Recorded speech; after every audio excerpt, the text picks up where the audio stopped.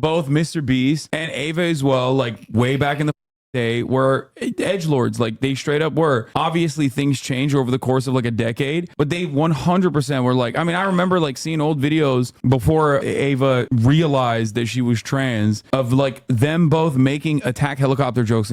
You know what I mean? Like they were classic like edgy white boys on the internet. Like that was the way that they were operating for the most part. Of course that wasn't a problem back then, and it's like now they're using it to be like, oh, see these guys, because like Ava is trans and Mr. Beast stood by her, that it's like now it's a problem, even though like the guys that are doing that are like defending Dr. Disrespect in the same breath. It's very weird. You can just say it's weird and gross, you know, it's okay. Yeah, and without trying to like connect it. How much coverage do you have to do about it? Yeah, like Jesus Christ. The funniest part was like there was like the person who's 20 now, right, being like, oh, I wasn't groomed, like it wasn't like that. We're in a Discord, we were saying inappropriate and edgy to one another. It's like up, I get it. Everyone's saying like I was groomed or whatever, and then every response was, how much did Mr. Beast pay you? You idiot. You.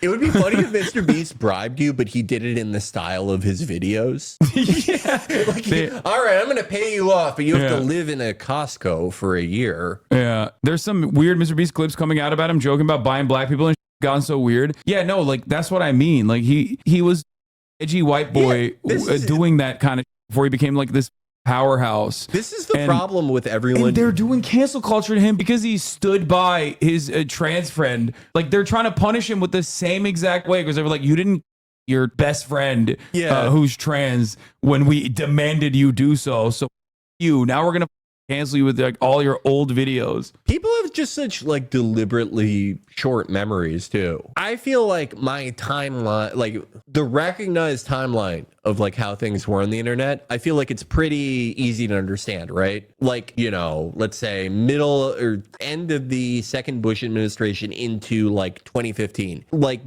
have you ever seen those old like Neil Patrick Harris, any old celebrity tweets? Michael Ian Black, Neil Patrick Harris, any of them. Oh yeah. Where it's like you go to any post that a celebrity made, a certain type of celebrity made in like 2011, and it's like what people think Eminem songs are like, where they're like, I'm gonna a dog. Yeah. And that was 100 retweets. Yeah. And then around 2014, you start like, you know, people were like, okay, we hate that. And now you, I don't know, you have to do videos about conspicuous maliteracy. And then that was the thing for a while, and then it got rolled back. But like, I thought it was like a recognized thing that a lot of these people had like an edgelord, or not even edgelord. That was just like the norm. It was for a while on the internet. For the record, I was around back then. I thought it was gross back then too. You know what I mean? Like, it doesn't mean that like people weren't thinking that this was like weird and inappropriate to say or do even back then. It was.